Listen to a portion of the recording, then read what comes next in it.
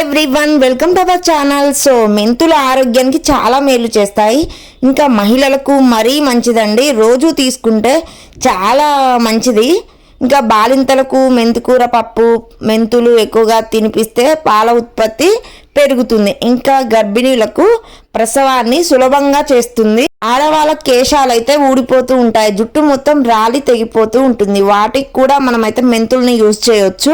So మెంతులు చాలా ఉపయోగపడతాయి, కానీ చేదుండడం వల్ల ఎవ్వరు తీసుకోరు. కొలెస్ట్రాల్తో బాధపడేవారు రోజుకి 10 నుంచి 20 గ్రాముల మెంతులను నీళ్ళలో లేదా ఇంకా మజ్జిగలో కలిపి తీసుకుంటే కొవ్వు కరిగి ఇంకా బరువు తగ్గుతారు, హెల్దీగా ఉంటారు.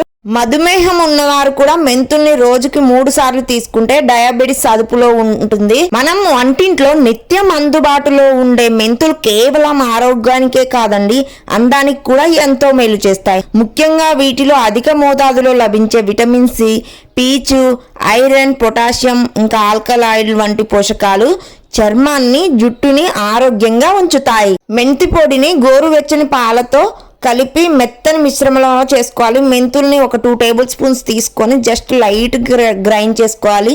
కొంచెం బరసగా ఉండాలండి పిండి అనేది.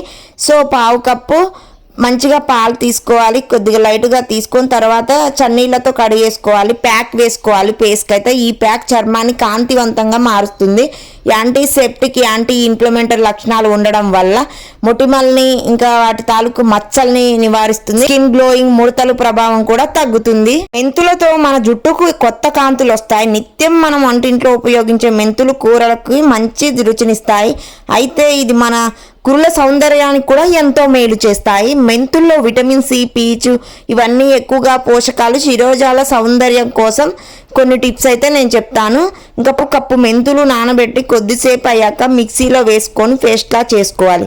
దాంట్లో 1/2 కప్పు పెరుగు, ఎగ్ వైట్ కలుపుకొని ఈ మిశ్రమాన్ని కేశాలకు మంచిగా పట్టించుకొని మీ జుట్టుకి తర్వాత గంట సేపు అలా ఆరనివ్వండి. తర్వాత శుభ్రం చేసుకుంటే జుట్టు నిగనిగలాడిపోతూ ఉంటుంది. హెయిర్ ఫాల్ సమస్య కూడా తగ్గుతుంది. ఇంకొక టిప్ వచ్చేసి, రెండో టిప్పు, ఇంకా మెంతులు నానబెట్టిన నీటిని అయితే ఒక స్ప్రే బాటిల్లో ఒక 1 అవర్ నుంచి 2 అవర్స్ మంచిగా మెంతులను అయితే కడిగి నానబెట్టుకోవాలి. సో ఆ వాటర్ని అయితే తల స్నానానికి 10 నిమిషాల ముందు మంచిగా జుట్టుకు అయితే స్ప్రే చేసుకోవడం వల్ల కురులు ఆరోగ్యంగా ఉంటాయి, ఇంకా హెల్దీగా రీగ్రోత్ అవుతాయి, బేబీ హెయిర్ కూడా పెరుగుతూ ఉంటుంది. మూడో టిప్ వచ్చేసి, ఇంకా చెంచా మెంతి పొడిని తీసుకోవాలండి. నార్మల్గా మెంతుల్ని 2 టేబుల్ స్పూన్స్ వరకు తీసుకొని మంచిగా గ్రైండ్ చేసుకోవాలి. సో ఆ మెంతి పొడిని కొబ్బరి నూనెలో వేసి బాగా మరిగించుకోవాలి.